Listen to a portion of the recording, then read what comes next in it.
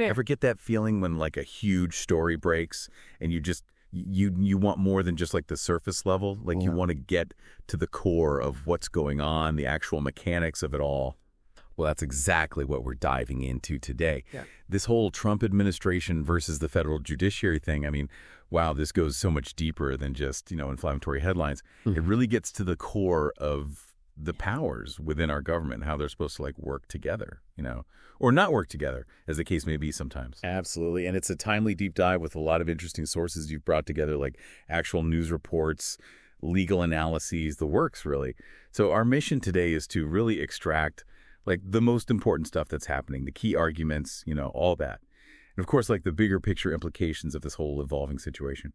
We really want to give the listener, you, a clear understanding without getting too bogged down in the legal weeds or endless speculation. Right, exactly. So we're going to break it down, start with like the initial judicial action that really set this whole thing off, and then we'll go through the administration's reaction, which was pretty strong.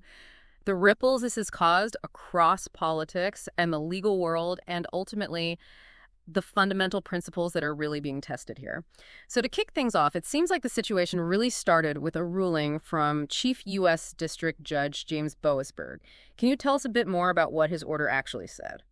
So the whole thing really got going with Judge Boasberg's order, which temporarily blocked the Trump administration from deporting a certain group of migrants. We're talking about roughly 250 people alleged to be Venezuelan gang members. The administration's plan was to deport them to El Salvador, and they were trying to use the Alien Enemies Act of 1798 to do it. The Alien Enemies Act. Wow, that sounds like something straight out of history class. Why did Judge Boasberg even step in here? That's a key point. Judge Boasberg's whole reasoning was based on what the Alien Enemies Act is actually meant for. You see, this act was passed way back when there were big worries about foreign influence, and historically it's only been used during times of war or when there was some serious immediate threat from a foreign power. So using it against some alleged gang members now, when there's no declared war, that's like uncharted territory, legally speaking. So the judge put a temporary hold on these deportations because of how he sees the law. What happened next? Because from the reports I've seen, it doesn't sound like the Trump administration really followed this order. That's right. Even with Judge Boasberg's order in place, the Trump administration went ahead with those deportation flights to El Salvador over the weekend leading up to March 19th, 2025. And as you can imagine, Judge Boasberg wasn't too happy about that. He basically demanded an explanation from the administration about why his order was ignored, and is also asking for more details about the deportations themselves. Okay, so we have a judicial order and then the executive branch seemingly defying it. No wonder things blew up. How did the Trump administration react to Judge Boasberg's decision, and maybe even more importantly, to his demand for an explanation? Well, their response was immediate, and it really poured gasoline on the fire. President Trump himself publicly called for Judge Boasberg to be impeached. Impeachment. Wow, that's a really strong reaction. I mean, we're talking about going after a sitting federal judge simply because of a ruling. What exactly did President Trump say, and how did he say it? The tone was very aggressive. In an interview on Fox News on March 18th, he called Judge Boasberg a radical left lunatic and a troublemaker. Those are some pretty serious accusations to throw at a member of the judiciary. And it wasn't just the president speaking outright. Did anyone else from the administration publicly weigh in on this? Yeah, you had White House Press Secretary Caroline Leavitt saying that the Supreme Court needs to rein in these federal judges who, in their view, are acting erroneously and like partisan activists. And then there was Deputy Chief of Staff Stephen Miller. He also came out supporting the idea of holding Judge Boasberg accountable for his actions. We also heard from Deputy Chief of Staff James Blair, who tried to present the president's call for impeachment in a slightly different light. That's right. When he was on the Politico Playbook Deep Dive podcast, James Blair defended the president's comments. He said the intention was to spark a public debate about the balance of power between the executive branch and what they see as judicial overreach. However, he did admit that actually impeaching and removing a federal judge is no easy task, especially when you need enough votes in Congress. Interesting how they're trying to frame this as an invitation for discussion. And then you also had Elon Musk, who, while not directly involved in this case, chimed in with his thoughts on a separate judicial matter. Yeah, Elon Musk publicly criticized a judge's decision to block the transgender military ban. He went as far as calling it a judicial coup, and even suggested that impeachment should be on the table for situations like this. It just goes to show that there's a growing sentiment, at least among some, that the judiciary is overstepping its bounds. So we've got this initial judicial order, a direct challenge from the executive branch, and then others echoing that challenge. What about the reaction from within the judiciary itself and also from other political figures outside the administration? Probably the biggest response from the judicial branch came from Chief Justice John Roberts. He released a public statement, which is pretty rare for him, directly addressing President Trump's call for impeachment. Given his position and how judges usually conduct themselves, I imagine he chose his words carefully. What exactly did Chief Justice Roberts say? Oh, absolutely. Chief Justice Roberts was very clear and direct in his statement. He basically said that impeachment is not an appropriate response to disagreement concerning a judicial decision. He went on to say that our legal system already has a normal appellate process for reviewing and potentially overturning rulings. Most people saw this as a strong defense of the judiciary's independence and the existing procedures for handling these matters. It wasn't just the current Chief Justice who felt the need to speak up. We also heard from some retired federal judges, and they often have a unique perspective on these kinds of situations. Right. Retired federal judge Jeremy Fogel pointed out a very important historical fact. No judge in the entire history of the U.S. has ever been removed from office simply because people were unhappy with their rulings. J. Michael Luttig, who's a well-respected retired conservative federal judge, took it even further. He said President Trump's actions were basically a declared war on the rule of law. Wow, those are strong words, especially coming from someone considered a conservative legal figure.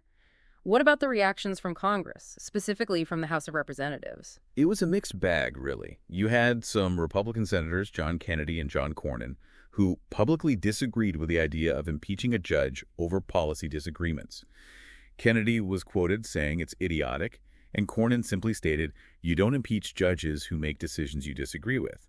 So it sounds like there isn't even full support within the Republican Party for this approach. What about the leadership in the House? What are they saying? The statements from spokespeople for House Speaker Mike Johnson and House Judiciary Chairman Jim Jordan were a bit more cautious. Johnson's spokesperson said he's looking forward to working with the Judiciary Committee to review all available options, while Jordan's spokesperson said that all options are on the table. So they seem open to exploring different congressional responses, but they stop short of explicitly backing impeachment. Okay, so we've seen this huge escalation with strong reactions from all sides of the government and from legal experts. Now let's talk about the White House's strategy here. What are they ultimately hoping to achieve based on their actions and what they've said publicly? Well, it seems like a core part of their strategy is wanting this deportation case and other legal challenges they're facing to eventually end up in the Supreme Court. They seem to believe that even though Chief Justice Roberts publicly disagreed with the impeachment idea, he'll ultimately side with the court's conservative majority when it comes down to the actual legal questions in these cases. This whole strategy might hinge on how they interpret executive power when it comes to immigration, maybe even citing past Supreme Court rulings that have given the executive branch a lot of leeway in this area. That's quite a gamble, especially after the Chief Justice's public rebuke. Oh, it definitely is. James Blair, in his comments, said the administration believes the president is raising a fundamental issue about the Constitution. He argued that there should be a legitimate public debate about whether an unelected judge should have the power to limit the president's ability to deport people they consider illegal immigrant criminals.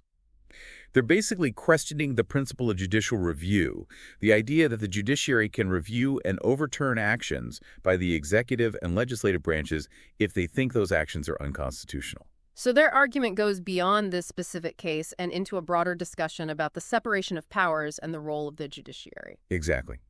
The White House is justifying a potential Supreme Court intervention by claiming some judges are being erroneous in their interpretations, acting like partisan activists instead of impartial judges, trying to make policy from the bench, and purposely slowing down the administration's agenda with legal challenges. So they're saying these judges are stepping outside their constitutionally defined roles. Precisely.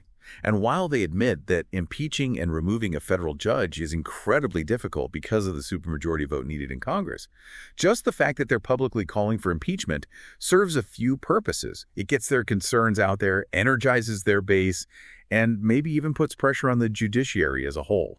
This whole conflict between the executive and judicial branches really raises concerns about the overall health of our government. What are some of the broader potential impacts and consequences of this rhetoric and these actions?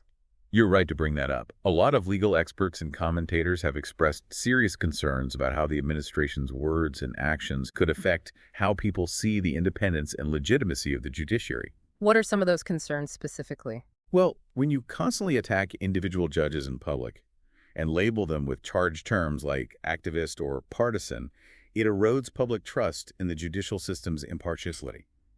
People start to think that rulings are based on political bias instead of objective legal principles. There's also a real worry that this kind of rhetoric could make judges afraid to make independent decisions. If they know they could face public backlash, political retaliation, or even impeachment just for ruling against the executive branch, some might hesitate to exercise their own judgment. The idea of judges feeling pressured in their decision-making is really disturbing. It is. And when the executive branch ignores or defies a lawful court order, like they did in this deportation case, it comes across as disrespect for judicial authority and the rule of law. This could have wider consequences, making people less likely to respect legal rulings.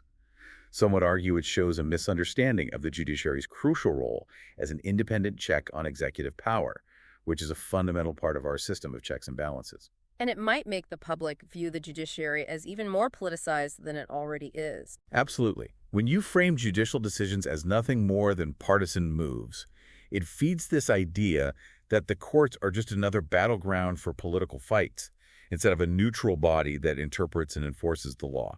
When the White House publicly calls for the Supreme Court to rein in other judges, it looks like they're trying to pressure the highest court into supporting their agenda. And that could really damage the perceived independence of the entire judiciary. It's important to remember that Judge Boasberg, who's at the center of this whole controversy, was first appointed by a Republican president, George W. Bush, and then promoted to chief judge by a Democrat, Barack Obama. So he doesn't really fit this partisan label they're trying to stick on him. That's a really good point, and it just shows how this politically charged rhetoric can distort the realities of judicial appointments and the backgrounds of individual judges. We've covered a lot of ground today. We've looked at the initial court action, the administration's strong response, the reactions from legal and political figures, the White House's strategy, and the potential long-term consequences. Now let's bring this back to you, the listener. What are the key takeaways that stand out to you from all of this? I think at its core, this whole situation highlights a fundamental tension in our system of government, the balance of power between the executive, legislative, and judicial branches. It raises important questions about how much power the president really have, the crucial role of judicial review in our Constitution, and the vital importance of an independent judiciary in upholding the rule of law. We've heard a lot of different perspectives, the administration's concerns about judicial overreach, the judiciary's emphasis on following the law and maintaining its independence, and the widespread worries about what this conflict could mean for our legal system. So considering all that, what do you think is the most significant long-term implication of this clash between the Trump administration and the federal judiciary? What could this mean for the American system of government and the balance of power? Think about how public discourse shapes how we see the judiciary and how crucial an independent legal system is for a democracy to function. It's a complex issue, but definitely one worth thinking about. It definitely is. These are complex, multifaceted issues that could have a lasting impact on how we govern ourselves. Hopefully, this deep dive has given you a better grasp of the current situation and the main arguments being made by everyone involved. Absolutely, and as always, we'll continue to keep a close eye on these developments. Thanks for joining us for this deep dive, and we're looking forward to exploring more complex and important topics with you in the future.